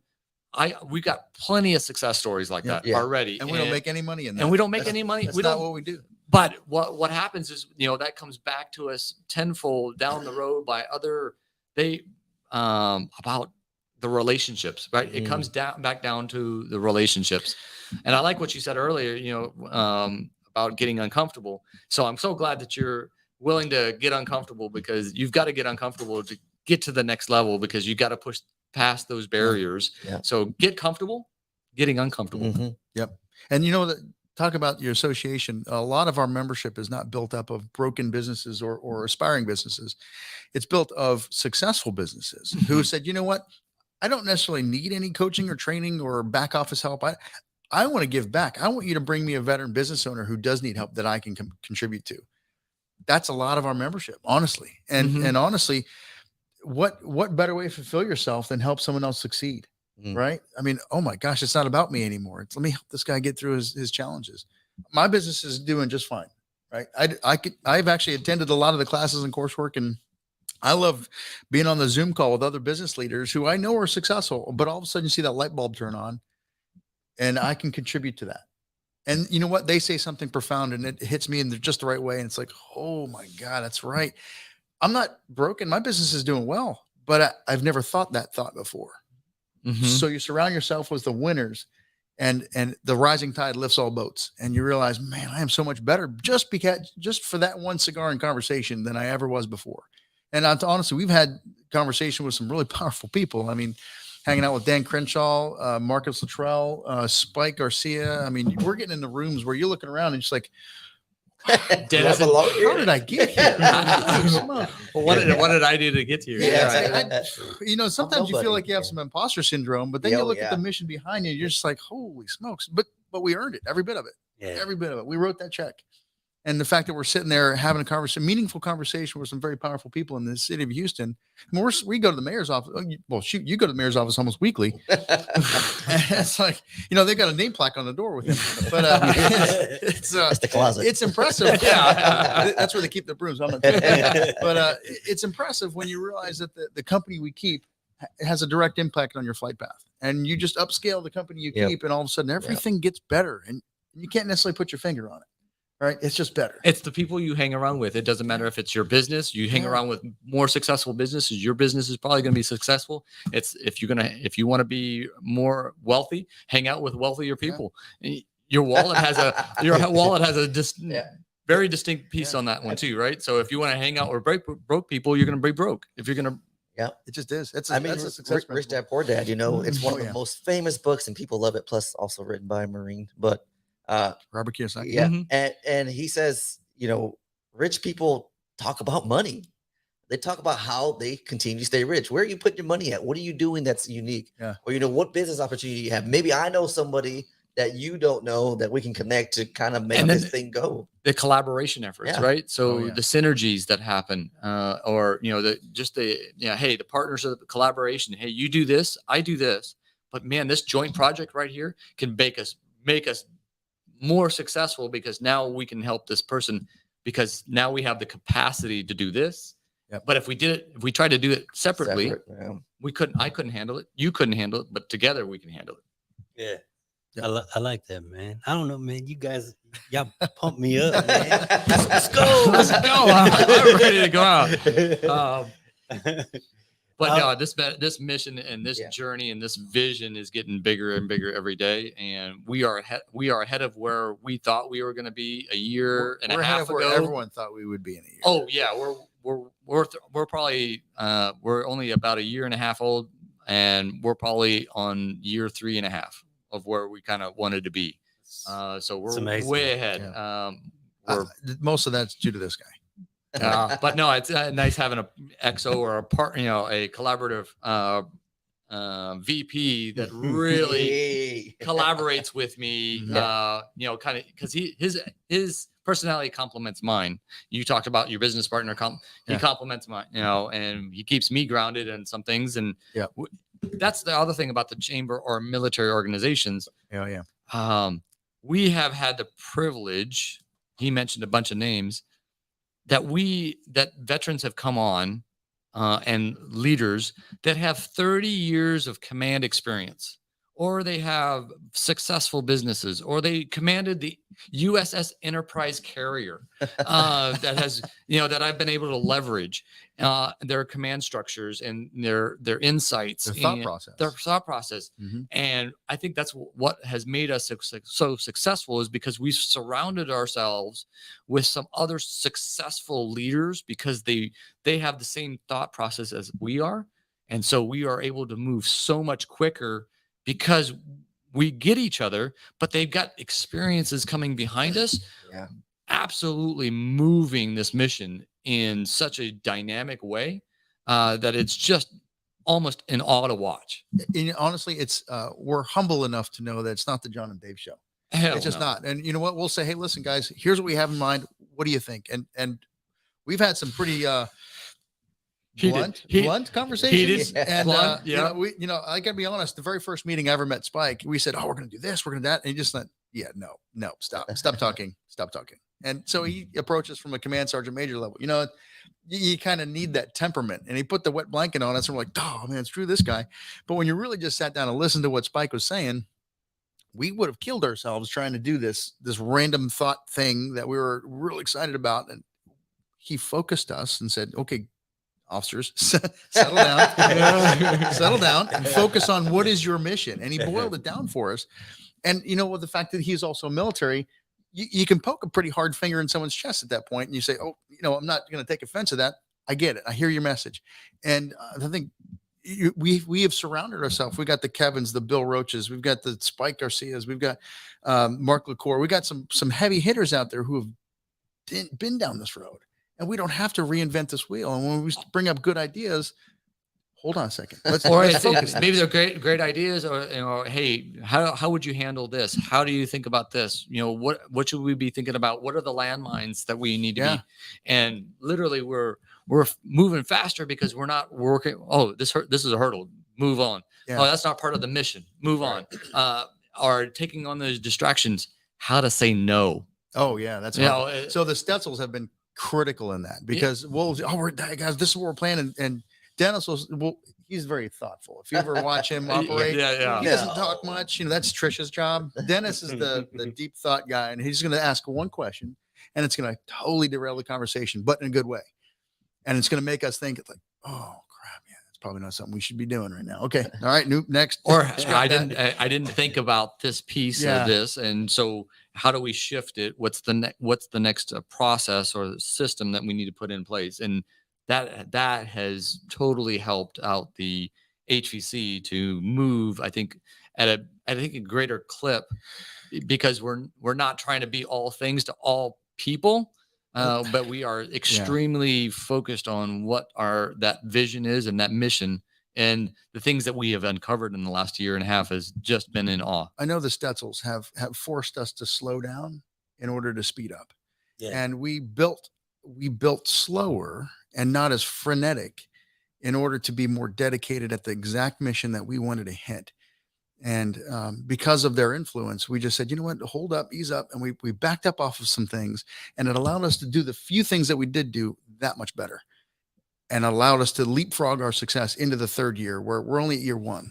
And now we're having conversations, next level conversations that we should, if we would have continued down our previous flight path, would have never got to.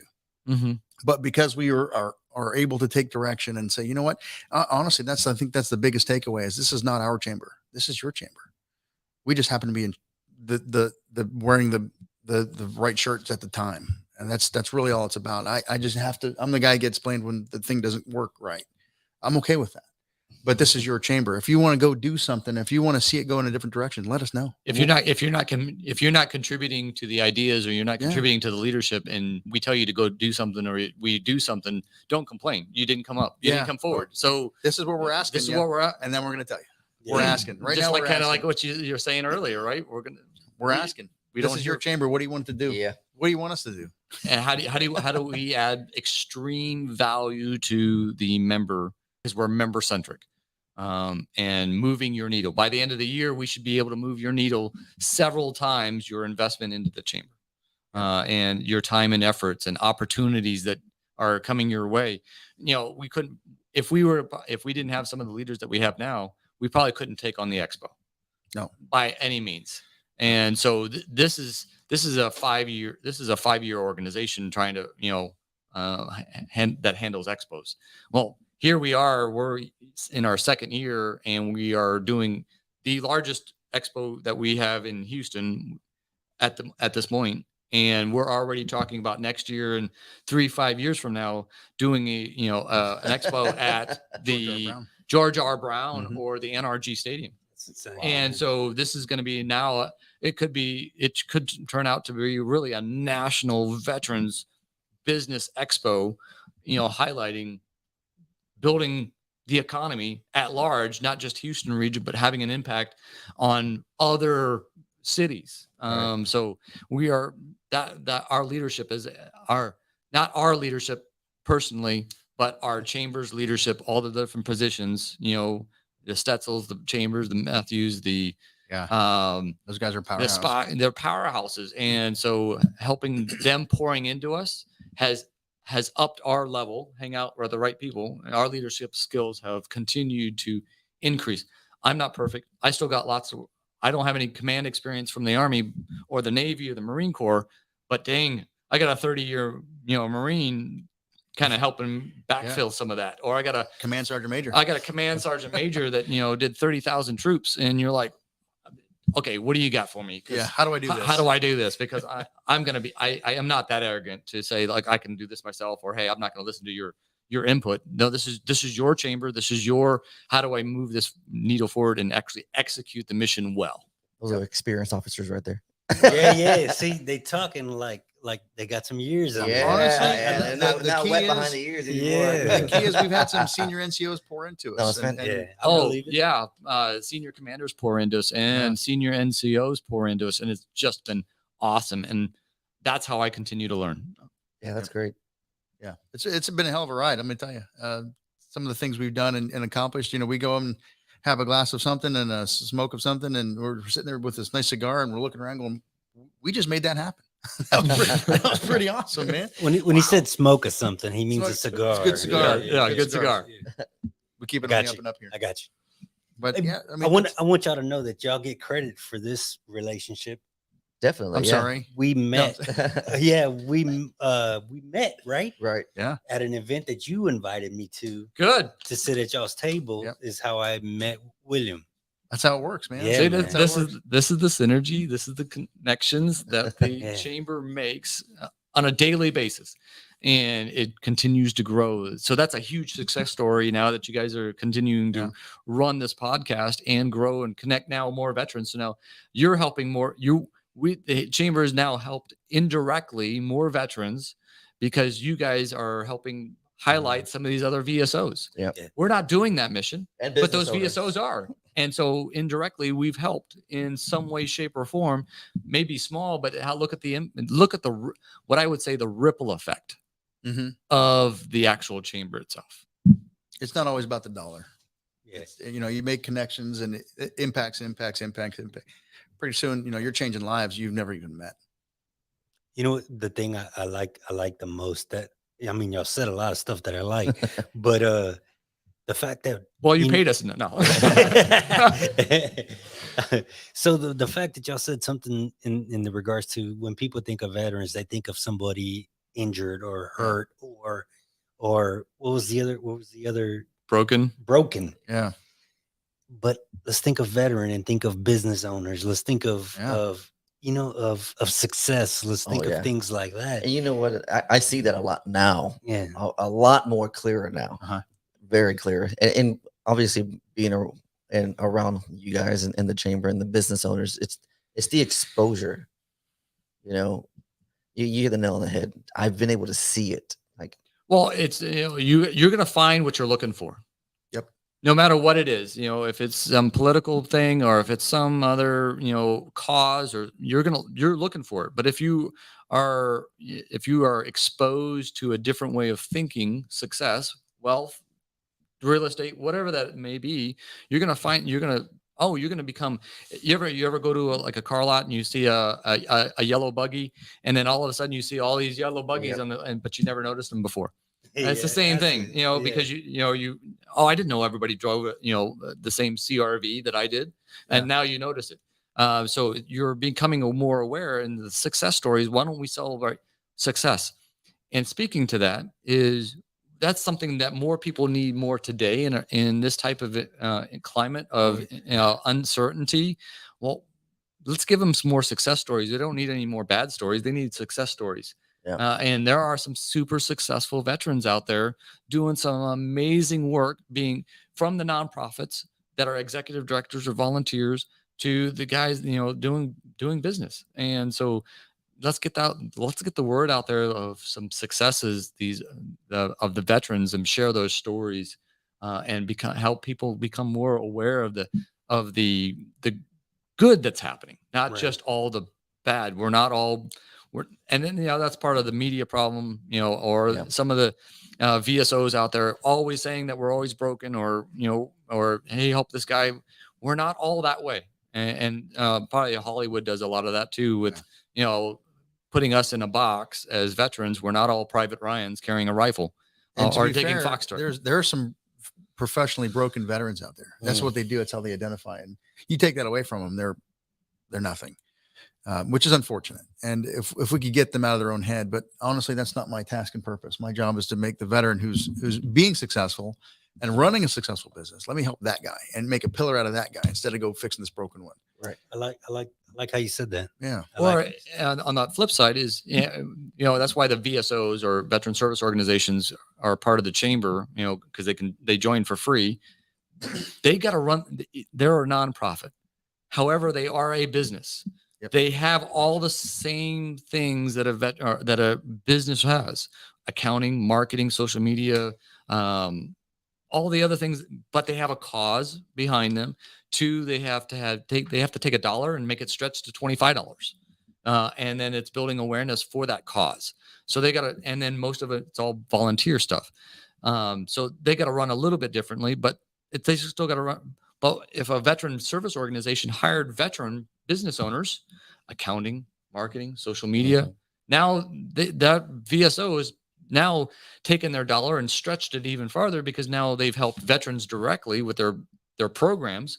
But now they're actually buying their marketing materials or social media or website from a veteran-owned business. And the So- nice thing is what's the biggest problem when you run into a VSO? What's their biggest challenge? And almost all of them say exposure. We need more call to action. We need more, people to know about us. Yeah. Well, great. We are regional wide. We're College Station and Conroe all the way to the coast. Okay. How far do you want to go? We got you. Yeah. When we broadcast your message, you better be ready, because everybody's coming. Yeah. And you're not just a Lake Jackson thing. You're not just a League City thing. You're a Houston region thing. You've got 9 counties coming your direction. So be ready. And by the way, it's free. We'll just do this because we believe in your mission. And you know what? They solve a problem for us too, because people come to us and say, hey, listen, I got this guy. He needs some work. I can't help him. Right. I'm not that guy. That's not what the chamber does. But you know what? I've got a veteran nonprofit over here I will take him and plug him in. That's their Or I purpose. make an introduction. Say, Yeah. hey, you need to Go call this You want to guy. go sailing? You want to go scuba diving to solve your issues? Okay, Yeah. here's the 2 organizations you need to go to. You need a Mhm. new wheelchair. You need, what does that look like? Yep. Yeah. And it allows us to help the veteran without actually doing the thing. There are enough VSOs out there that will do that exact thing. It's saturated out there. It's absolutely saturated. Mhm. But we don't have to be the doers of the thing. Mhm. We don't have to teach the class. Guess what? We've got Impact the Hero out there. Mhm. Guess what? We've got Serve out there, Score out there. We've got SBA out there. Well, we'll just create the forum where everybody can plug in. And guess what? I can go to one place, one clearinghouse of information, go find out all of that, Right. versus hunt and peck and hope I meet somebody that actually has that information. Why not solve that problem? That's something we can do. Absolutely. become a yeah. resource. Yeah, be a resource for everybody. It's amazing, man. I love what you guys are doing. Let's do final thoughts. Okay. Yeah. What are your closing remarks? You got something to say? John, Get involved. get Get involved. involved. This is your Veterans Chamber. Get involved. my closing thought is, really go out and support a veteran-owned business. Yes, get involved with Chamber. Utilize the free resources out there. If you're wanting to grow, or if you're a veteran business owner, you want to plug into the ecosystem, plug in. We're here to help. And our motto is one team, one mission. We are better together than we are apart. And so, however we can align and do more together, I think, and be proud of if you're a veteran, be proud of your service, and continue to grow, continue to plug into some of these other programs and VSOs. Don't be shy to reach out for help. You may not want to be the weakest link, and you're not the weakest link, and you need some help. Just get plugged in. I think there is a service for you, and there's plenty of opportunities to go meet like-minded people or veterans. And get ready to have fun, because we have a lot of it. Yeah, we have a lot of fun. We do have a lot of fun. We get tickets all the time for baseball games, soccer games, and We get to no, you got to be a little tripwire, because we don't find out until these like 2 p.m. Hey, we got 6 tickets to box seats up for a concert. Okay, we'll figure it out. Or we get to go spend the day at Blue Jack National, and 8 of our members actually get to go play golf on a Tiger Woods golf course. It was $10,000 a foursome, and they played for free. Oh my God. So there's opportunities out there that we get being part of the leadership or part of the chamber, you just get access to that. Right. Not maybe might not be aware of. Like I said, get involved. Well, I'll say if you're out there and you're looking to support a veteran-owned business, or if you're looking to support veterans, go to the HoustonVeteransChamber.com and look at their map, man. There's plenty of places and services for you. And if you're a veteran thinking about getting into business, the Veterans Chamber is definitely a place. If you're here local, the Veterans Chamber is a place for you to start. The Texas Veterans Commission is a wonderful place as well to do your veteran designation. I know we've talked about trying to make it a little easier format, but well, the get in SBA is touch. taking over designations from the VA, so Oh, that ecosystem is going to change in there. But we know Mark Winchester, who's over the SBA for Houston, so he's going to help us streamline that process. And they're actually, the SBA is coming on board, aren't they? Yes, they are. So- Well, we're doing an MOU here Yeah, shortly. we're going to have a partnership with the SBA, so why not? And Yeah. we know Greg Shigemasa. You guys should have Greg Shigemasa on your show. All I'm right. just saying. We'll make some- Greg, if you're listening, make it happen. Hey, contact William at CharlieMikeThePodcast.com. Hey, I'll it's reach been out to an honor to have you guys. Honestly, I felt like I've learned more than learned more than I have. And we normally do about an hour podcast, man, but we went because the conversation was good, the talk was good, Sure. so we pushed it. Now I want to say, so how do they reach you? And just go to the website. Oh Web- my gosh. Yeah. One more time, Houston Regional Veterans Chamber. and that's how they find you also. Yeah, that's how I find it. Yeah, absolutely. Use the directory. Yeah. You can find us and plug in. We have a weekly virtual meeting under events section. You can find and just get plugged in, join the network, and join the ecosystem. And Raul, Will, thank you for having us. Absolutely. It's an honor, Oh, yeah. and we Appreciate look it. forward to being back. If you'll Yeah. have us, and how this mission is going. And really, I appreciate all that you guys are doing, I appreciate spreading it. the word, not only for the veteran business owners, but also for the veteran service organizations and the people that you have on the podcast. And thank you for the audience for listening to us ramble. yeah, we Yeah, appreciate we it. appreciate We tried to do a little bit of rambling. it. Yeah, William, what you got? Hey, if you want to follow me, it's WGARAY Jr. on all socials. I appreciate that. Hey, y'all be sure to check William out, man. His morning inspiration. Oh man, I love him. I love him. I listen to him every They morning. got going. You got to check it yeah. out. If you appreciate don't it. know about it, look it up. Hey, with that, we want to thank everybody for tuning in. We appreciate it. Be sure to like, share, subscribe. If you missed it, it'll be available on podcast platforms as of tomorrow. So be sure to check that out. As always, thank you for tuning in. And Charlie Mike.